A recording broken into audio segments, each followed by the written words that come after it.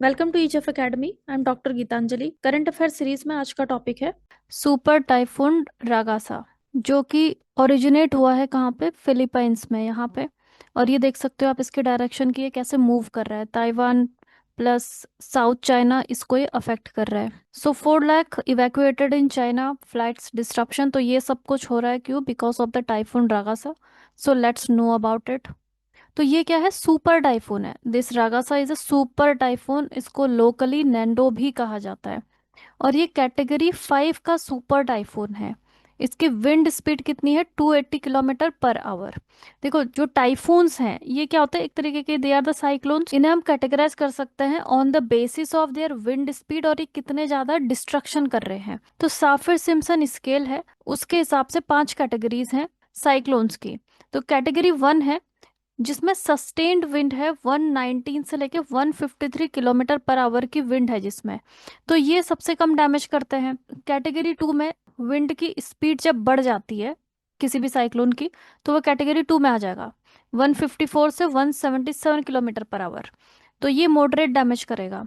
Category 3 means wind power 178 से 208 kilometre per our, ये काफ़ी ज़्यादा डैमेज करते हैं। कैटेगरी 4, अब इसमें विंड की स्पीड और ज़्यादा बढ़ जाती है, 209 से 251 kilometre per our, extremely damaging. फिर आते हैं कैटेगरी 5, और ये जो रागासा है इट इज़ ऑल्सो कैटेगरी 5 का सुपर टाइफून। अब यहाँ पे जो विंड है उसकी स्पीड 252 किलोमीटर पर आवर से ज़्यादा हो जाती है। यहाँ पर आप देख सकते हो 280 किलोमीटर पर आवर से ज़्यादा इसकी विंड स्पीड है। तो ये है एक सुपर साइक्लोन कैटेगरी 5 का। और ये कैटास्ट्रॉफिक डैमेज करता है, बहुत ज़्यादा ये एक्सट्रीम लेवल पे डैमेज करता है। अब ये ओरिजिनेट कहाँ पे हुआ है? इसका ओरिजिन हुआ है वेस्टर्न पैसिफिक ओशन, ये पूरा पैसिफिक ओशन है। और यहाँ पे ये मूव कर रहा है अक्रॉस लूजोन स्ट्रेट। अब ये लूजोन स्ट्रेट, दिस वन, ये कहाँ पे है? ताइवान और फिलीपींस के बीच में, दिस इज द स्ट्रेट। यहाँ पे ये ओरिजिनेट होके ये मूव कर रहा है साउथ चाइना के साइड, सदर्न चाइना की तरफ ये मूव कर रहा है। तो ये इस एरिया में पूरा डिस्ट्रक्शन करने वाला है। तो टाइफून्स होते क्या है, इनके बारे में जान लेते हैं। टाइफून्स है ट्रॉपिकल साइक्लोन्स। ट्रॉपिकल साइक्लोन्स क्या होते हैं? जो साइक्लोन्स ट्रॉपिकल एरियाज में, बिटवीन ट्रॉपिक ऑफ कैप्रिकॉर्न और कैंसर के बीच में जो आते हैं, ये है ट्रॉपिक ऑफ कैंसर और ये है ट्रॉपिक ऑफ कैप्रिकॉर्न। तो इनके बीच में जो ये टाइफून्स आते हैं इसके आसपास में, तो उन्हीं को हम क्या कहते हैं? They are called the tropical cyclone. अब ये साइक्लोन्स होते क्या है? देखो, cyclone is a large scale air mass जो कि बनते हैं लो एटमॉस्फेरिक प्रेशर की वजह से। जब एटमॉस्फेयर में लो प्रेशर की सिचुएशन बन हो जाती है, तो तभी ये साइक्लोन्स बनते हैं। इनकी लोकेशन के हिसाब से 2 तरीके के साइक्लोन्स होते हैं, एक तो टेम्परेट साइक्लोन और दूसरे ट्रॉपिकल साइक्लोन। ये इस मैप में आप देख सकते हो, these are the temperate cyclone, ये टेम्परेट रीजन में होते हैं। यहाँ पे आप देख सकते हो ये टेम्परेट रीजन में जो बनते हैं उन्हें हम कहते हैं टेम्परेट साइक्लोन। और ट्रॉपिकल साइक्लोन जो ट्रॉपिक्स, जो इक्वेटर के आसपास में बनता है। अब इनके नेम भी अलग अलग है। जैसे कि यहाँ पे आप देख सकते हो, यहाँ पे जो अमेरिकन कॉन्टिनेंट के आसपास में बन रहे हैं इनको हम बोल रहे हैं हरिकेन। इंडियन ओशन के पास में जो बन रहे हैं इन्हें हम कहते हैं साइक्लोन। और जो चाइना सी में बन रहे हैं उन्हें हम बोलते हैं टाइफून। तो अभी हम किसकी बात कर रहे हैं? काजी की टाइफून की। तो बिकॉज ये इस एरिया में डेवलप हुआ है, चाइना सी के आसपास, तो दैट्स वाई इसको हम कहते हैं typhoon. So now conditions favourable for tropical cyclone formation. देखो, अब कुछ कंडीशंस जरूरी होती हैं जिसके फुलफिलमेंट के बाद ही ट्रॉपिकल साइक्लोन्स बनते हैं। तो उसमें पहली कंडीशन है pre existing weak low pressure. एक लो प्रेशर एरिया सबसे पहले जनरेट होना चाहिए ट्रॉपिकल साइक्लोन के फॉर्मेशन के लिए। दूसरी कंडीशन है कि जो सी सरफेस का जो टेम्परेचर है, जो सी में पानी का जो टेम्परेचर है सरफेस वाटर का, वो 27 डिग्री सेल्सियस से ज़्यादा होना चाहिए। और तीसरी कंडीशन है प्रेजेंस ऑफ कोरियोलिस फोर्स भी यहाँ पे प्रेजेंट होना ज़रूरी है, उसी से साइक्लोनिक वॉर्टेक्स बनेगा इस तरीके का। तो हम देखते हैं तीनों कंडीशंस को। नंबर 1 कंडीशन है pre existing weak low pressure area. देखो, लो प्रेशर एरिया कैसे बनता है? हमारा जो एटमॉस्फेयर है उसमें प्रेशर किसकी वजह से होता है? एयर की वजह से प्रेशर होता है, क्योंकि एयर जो है उसका एक मास है, उसमें क्या है? वेट है। और उस वेट की वजह से ही वो प्रेशर डालती है, उसी को हम क्या कहते हैं? एयर प्रेशर कहते हैं। तो जहाँ पे ज्यादा एयर होगा वहां पे ज्यादा प्रेशर होगा। अब होगा क्या कि जब टेम्परेचर बढ़ता है, ठीक है, जब गर्मियों में क्या होगा कि जब हाई टेम्परेचर होता है तो जो एयर है वो वार्म हो जाती है, और अगर वो वार्म होती है इट मीन्स कि वो हल्की हो जाएगी, और जब वो हल्की या लाइट वेट उसका हो जाता है तो वो ऊपर उठ जाती है। राइजिंग एयर, एयर जो कि ग्राउंड लेवल पे थी वो ऊपर उठ गई, तो यहाँ पे एयर प्रेशर क्या हो जाएगा, लो एयर प्रेशर हो जाएगा, क्योंकि एयर तो यहाँ पे है नहीं, अब बहुत कम एयर बची है, एयर पूरी ऊपर आ गई। ठीक, तो यहाँ पे जनरेट हो जाता है एक लो प्रेशर एरिया। जैसे कि इंडिया के मैप में यहाँ पे आप देख सकते हो, यहाँ इस एरिया में जब बहुत ज्यादा गर्मी हो जाती है, ठीक है, तो पूरी एयर क्या हो जाएगी, एयर ऊपर उड़ जाएगी गर्म होके, और नीचे यहाँ पे जनरेट हो जाएगा लो प्रेशर एरिया। तब होता क्या है कि जो लो प्रेशर एरिया है, अब कहीं पे भी किसी भी जगह पे स्पेस अगर बनता है, स्पेस मतलब खाली जगह, यहाँ पे खाली जगह आ गई, तो अब आसपास के रीजन से जो एयर है उस स्पेस को फिल करने के लिए आने लगती है ग्राउंड लेवल पे। तो इस एरिया में जब लो प्रेशर जनरेट हो गया, तो दूसरी जगह से जहाँ पे हाई प्रेशर एरिया मतलब जहाँ पे एयर प्रेजेंट है, वो एयर यहाँ पे आएगा, उसका मूवमेंट इस तरफ होगा उस एरिया को फिल करने के लिए। तो इस तरीके से जो एयर है उसका मूवमेंट होता है हाई प्रेशर से लो प्रेशर की तरफ। अब अगर कोई भी एयर, सपोज यहाँ पे हाई प्रेशर है, अब यहाँ से लो प्रेशर की तरफ को पूरा का पूरा विंड मूव कर रहा है, और वो ओशन से होते हुए जा रहा है या फिर किसी भी वाटर बॉडी से होते हुए जा रहा है, तो अपने साथ वो बहुत सारा मॉइस्चर भी लेके जाएगा। ठीक है, तो वो पहली कंडीशन होती है साइक्लोन के फॉर्मेशन के लिए, कि एक लो प्रेशर वाली एरिया क्रिएट होनी चाहिए। तो लो प्रेशर कब क्रिएट होगा, समर सीजन में जब बहुत ज्यादा गर्मी बढ़ जाती है। फिर दूसरी कंडीशन है कि जो सी का टेम्परेचर है, इसका जो सरफेस टेम्परेचर है वो 27 डिग्री सेल्सियस से ऊपर होना चाहिए, मतलब पानी गर्म होना चाहिए। अब कोई भी एयर है, ठीक है, वो हाई प्रेशर से लो प्रेशर की तरफ जा रही है, तो वो अपने साथ बहुत सारा मॉइस्चर कब लेके जाएगा, जब पानी गर्म होगा, और पानी 27 डिग्री सेल्सियस से ज्यादा उसका टेम्परेचर होगा तो ही वो वेपराइज होगा, वो वेपर फॉर्म में आएगा, और उस पूरे एयर मास में जो मूव कर रहा है उस एयर मास में वो आ जाएगा वो पानी। तो दैट्स वाई जो एयर है वो अपने साथ बहुत सारा मॉइस्चर लेके जाएगा, जो कि एक कंडीशन है स्टॉर्म के फॉर्मेशन के लिए। तो दैट्स वाई जो वाटर है उसका टेम्परेचर 27 डिग्री सेल्सियस से ऊपर होना चाहिए। Now condensation of moisture releases latent heat of condensation. देखो होता क्या है, अब ये क्या है, हमारा ओशन है, दिस इज ओशन। अब इसमें पानी गर्म होता है, 27 डिग्री सेल्सियस से ऊपर जाता है, धीरे धीरे पानी गर्म होने लगता है, और पानी जो है वो वाटर से यानी कि लिक्विड फॉर्म से वो वेपर फॉर्म में आता है, यानी कि गैसियस फॉर्म में आता है। तो ये जो गैसियस फॉर्म है उसमें हीट रिजर्व होती है, जिसे हम कहते हैं लेटेंट हीट ऑफ कंडेंसेशन। देखो इसको समझते हैं कि लेटेंट हीट ऑफ कंडेंसेशन होता क्या है। देखो दिस इज वाटर, वाटर जब लिक्विड फॉर्म में होता है, पानी को आप जब गर्म करोगे, ठीक है, जब आप उसको हीट कर रहे हो तो उसमें एनर्जी स्टोर होते जाती है, वो एनर्जी उसमें स्टोर होते रहेगी। उसके बाद एक टाइम ऐसा आएगा जब वो वेपर में या गैस में कन्वर्ट होने लगेगा। तो जब हम वाटर को हम वार्म करते हैं, इसको हम हीट देते हैं, तो ये हीट जो है एनर्जी के फॉर्म में इसमें स्टोर होते रहती है। ठीक है, अब जब इसमें इनफ एनर्जी स्टोर हो जाएगा तो ये लिक्विड से गैसियस फॉर्म में आ जाएगा, इट मीन्स कि वो एनर्जी ऑलरेडी इसमें स्टोर्ड है। अब इसको वापस अगर लिक्विड फॉर्म में आना है, जो वेपर है उससे वापस इसको पानी बनना है, तो ये एनर्जी को बाहर निकलना पड़ेगा, ये एनर्जी बाहर निकल जाएगी तो ये वापस से पानी बन जाएगा। तो इसी एनर्जी को हम क्या कहते हैं, लेटेंट हीट ऑफ कंडेंसेशन हम इसे कहते हैं। ये लेटेंट हीट ऑफ कंडेंसेशन जब बाहर निकल जाता है, उसके बाद ये जो वेपर है वापस पानी में कन्वर्ट हो जाता है। अब ये लेटेंट हीट ऑफ कंडेंसेशन क्यों इंपॉर्टेंट है, देखो क्योंकि जो वाटर है, जो ओशन का जो पानी है वो गर्म होता है, जो हीट है वो उसमें स्टोर होते रहती है, और फिर वो धीरे धीरे लिक्विड से गैसियस फॉर्म में चेंज हो जाता है। अब ये जो वाटर है वो ऊपर जाते रहता है, इसमें क्लाउड बनते रहते हैं, ठीक है। अब ये जब ऊपर जाता है और इसमें क्लाउड बनते हैं, यानी कि इसमें क्या होगा, कंडेंसेशन होगा। ये जो गैस है, गैस वापस से वाटर मॉलिक्यूल में कन्वर्ट हो जाता है, उसी से क्लाउड बनते हैं।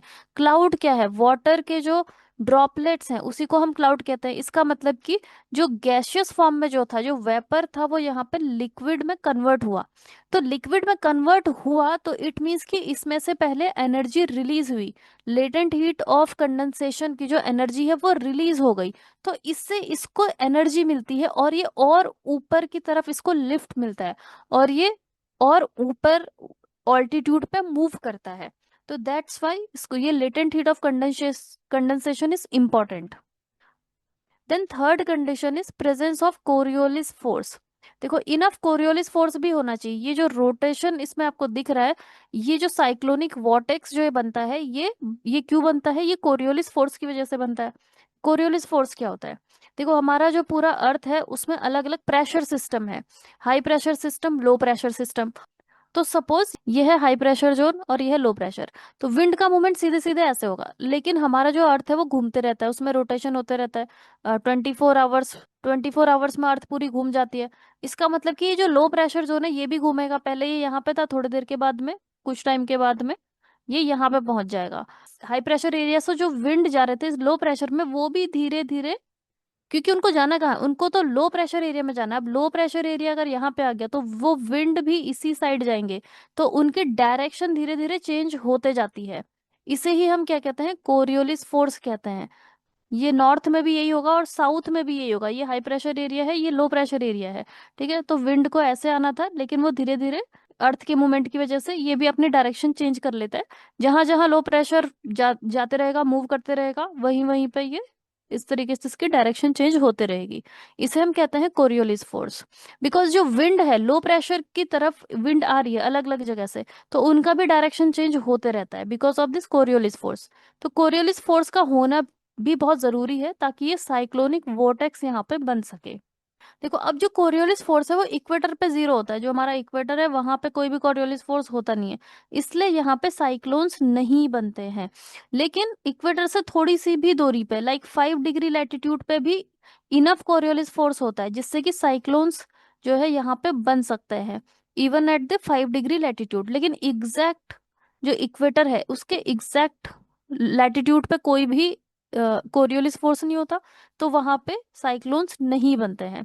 अब जो मैक्सिमम जो साइक्लोनिक एक्टिविटी है, 65% ऑफ साइक्लोनिक एक्टिविटी ये 10 to 20 डिग्री लैटिट्यूड पे होता है। ये वाला जो एरिया आपको दिख रहा है, दिस इज 10 to 20 डिग्री तक का जो लैटिट्यूड है, यहीं पे मैक्सिमम बनता है, क्योंकि सबसे ज्यादा जो टेम्परेचर है वो यहीं पे ज्यादा होता है। और हमें पता है कि 27 डिग्री सेल्सियस से ऊपर टेम्परेचर होना चाहिए जो ओशन का पानी है, ठीक है। तो इसलिए ट्रॉपिकल जो साइक्लोन्स हैं वो इन रीजन्स में 10 से 20 डिग्री लैटिट्यूड पे सबसे ज्यादा बनते हैं। अब जो साइक्लोन है वो लेट समर में ही सबसे ज्यादा क्यों होता है? हम देखते हैं कि अगस्त में, अगस्त सितंबर में साइक्लोनिक एक्टिविटीज होती है, जबकि जो सबसे ज्यादा गर्मी हो रही है वो मई जून में हो रही है। ऐसा क्यों है? ऐसा इसलिए है क्योंकि जो वाटर है, वाटर का हाई स्पेसिफिक हीट होता है। स्पेसिफिक हीट का क्या मतलब है? देखो स्पेसिफिक हीट मतलब कि सपोज ये एक मास, ये एक ऑब्जेक्ट है, ठीक है, और इसका 1 किलोग्राम मास है। अब इसका 1 डिग्री सेल्सियस अगर हमको टेम्परेचर इंक्रीज करना है, सपोज ये लैंड एरिया है, ठीक है, और इतना ही जो है पानी भी है, वाटर भी इतना ही है। अब दोनों का अगर हमको 1 डिग्री सेल्सियस टेम्परेचर इंक्रीज करना है, तो लैंड को 1 डिग्री सेल्सियस, लैंड का टेम्परेचर 1 डिग्री सेल्सियस इंक्रीज करने में जितनी भी हीट लगेगी, ठीक है, इसमें कुछ हीट लगेगी, ये कम अमाउंट होता है। मतलब कम हीट में ही 1 डिग्री सेल्सियस इसका टेम्परेचर बढ़ जाएगा। लेकिन वाटर को गर्म करने पे, वाटर का अगर हमें 1 डिग्री सेल्सियस भी टेम्परेचर बढ़ाना है तो उसमें हीट काफी ज्यादा लगती है। उसी को हम कहते हैं स्पेसिफिक हीट ऑफ वाटर। किसी भी ऑब्जेक्ट का 1 डिग्री सेल्सियस टेम्परेचर इंक्रीज करने में जितना हीट लगता है उसे हम कहते हैं हाई, उसे हम कहते हैं स्पेसिफिक हीट। तो स्पेसिफिक हीट इसका ज्यादा है, इसलिए वाटर जो है बहुत ज्यादा हीट को एब्जॉर्ब करता है, बहुत सारी एनर्जी को, ये सोलर एनर्जी को ये एब्जॉर्ब करते रहता है। उसके बाद फिर इसका टेम्परेचर धीरे धीरे बढ़ता है। जबकि जो लैंड है वो जल्दी गर्म हो जाता है, उसका स्पेसिफिक हीट कम है। जैसे ही सनलाइट बढ़ते रहती है समर सीजन में, तो लैंड एरिया जल्दी जल्दी गर्म होने लगते हैं। लेकिन वाटर जो है एनर्जी को एब्जॉर्ब करते रहता है, जो हमारे ओशंस हैं, उसके बाद फिर वो धीरे धीरे गर्म होते हैं। तो उनको टेम्परेचर 27 डिग्री सेल्सियस से ऊपर पहुंचाने के लिए उनको बहुत टाइम तक हीट को एब्जॉर्ब करते रहना पड़ता है। दैट्स वाई मई जून में जब स्टार्ट हो जाता है समर सीजन, तो धीरे धीरे जो ओशंस है वो हीट एब्जॉर्ब करते रहते हैं, और फिर फाइनली अगस्त तक उसमें इतनी हीट एब्जॉर्ब हो जाती है कि उनका टेम्परेचर फिर वाटर का हाई होने लगता है, और फिर कंडीशंस बनने लगती है साइक्लोन्स के फॉर्मेशन के लिए। तो स्ट्रक्चर कैसा होता है साइक्लोन का? Cyclone is a rotation of air at the height of around 10 to 15 degree Celsius. ठीक है, अर्थ जो हमारा सरफेस है, सी सरफेस से 10 से 15 किलोमीटर ऊपर की हाइट पे बनता है हमारा साइक्लोन। अब साइक्लोन का जो सेंटर है, इसे हम क्या कहते हैं? इसका आई कहते हैं, आई ऑफ द स्टॉर्म। ये जो एरिया है, this is the low pressure वाली ये एरिया है। यहाँ पे ज्यादा एक्टिविटीज नहीं होती, यहाँ पे क्लाउड फॉर्मेशन भी नहीं होते। क्लाउड फॉर्मेशन कहाँ पे होता है? क्लाउड फॉर्मेशन वाला रीजन ये है, इसके पास का रीजन। ठीक है, अब यहाँ पे क्यूमुलोनिम्बस क्लाउड्स बनते हैं, जो कि बहुत बड़े बड़े क्लाउड्स होते हैं। ठीक, तो क्लाउड रीजन जो है, इसका डायमीटर लगभग 150 किलोमीटर तक का होगा। जो ट्रॉपिकल साइक्लोन्स होते हैं उनका डायमीटर उतना ज्यादा नहीं होता, जबकि जो टेम्परेट साइक्लोन होते हैं, जो टेम्परेट एरिया में बनते हैं, उनका डायमीटर बहुत ज्यादा होता है। तो reason of cumulonimbus cloud formation को हम रेन बैंड भी कहते हैं। देखो यहाँ पे क्लाउड्स बनते हैं बड़े बड़े, तो इनको हम रेन बैंड भी कहते हैं, क्योंकि यहाँ पे बहुत ज्यादा रेन होते रहती है। Cloud formation is dense at the centre. Centre वाली जो एरिया है वहां पे बहुत डेंस क्लाउड बनते हैं, और जो इसका उसके बाद जो पेरीफेरी में जो क्लाउड्स है वो धीरे, उनका साइज थोड़ा कम होता है। अब कैटेगरीज ऑफ ट्रॉपिकल साइक्लोन देखो, ट्रॉपिकल साइक्लोन की कैटेगरीज होती है अलग अलग, ऑन द बेसिस ऑफ कि उनमें जो विंड की स्पीड है वो कितनी है। तो सबसे पहले तो लो प्रेशर एरिया बनता है, जहाँ पे कि विंड की स्पीड होती है 31 किलोमीटर पर आवर से कम। फिर एक डिप्रेशन बनेगा जिसमें विंड स्पीड है 31 से 49 किलोमीटर पर आवर। फिर डीप डिप्रेशन बनता है 49 से 61 किलोमीटर पर आवर। फिर बनता है साइक्लोनिक स्टॉर्म, उसमें स्पीड बढ़ जाती है 61 से 88। फिर बनता है सीवियर साइक्लोनिक स्टॉर्म, जिसमें स्पीड होगी विंड की 88 से 117 kilometre per hour. Then very severe cyclone 118 से 221 किलोमीटर पर आवर। फिर बनेगा सुपर साइक्लोन, जो कि 221 किलोमीटर पर आवर से भी ज्यादा स्पीड होती है। और इसी तरीके से इनकी जो डैमेजिंग कैपेसिटी वो भी बढ़ती जाएगी, जितनी ज्यादा विंड स्पीड होगी उतना ही वो डैमेज भी करेगा। जो ट्रॉपिकल साइक्लोन्स है, कुछ एरियाज हैं जहाँ पे ज्यादा साइक्लोन्स बनते हैं, जैसे कि साउथ ईस्ट कैरिबियन रीजन है, ये वाला जो रीजन है, यहाँ पे साइक्लोन्स बनते हैं। यहाँ पे हम इनको क्या कहते हैं? They are called the hurricanes. इनके नेम भी अलग अलग हैं अलग अलग जगहों पे। इन एरियाज में हम इन्हें कहते हैं हरिकेन्स। फिर ये जो फिलीपींस आइलैंड्स है, ईस्टर्न चाइना जापान, वहां पे हम इन्हें कहते हैं टाइफून। ये वाला जो एरिया है यहाँ पे हम इन्हें कहते हैं टाइफून। अभी हम जिस साइक्लोन की बात कर रहे हैं वो भी क्या है? एक टाइफून है, बिकॉज वो चाइना सी वाली जो एरिया है वहां पे बना है। फिर जो बे ऑफ बंगाल एंड अरबियन सी में, यानी कि जो इंडियन ओशन में जो बनते हैं, उन्हें हम कहते हैं साइक्लोन्स। ऑल्सो ये वाली जो एरिया है, इस एरिया में जो साइक्लोन बनते हैं उनको भी हम ट्रॉपिकल साइक्लोन ही कहते हैं। You can join our affordable courses for your better preparation. Registration link is given in the description box.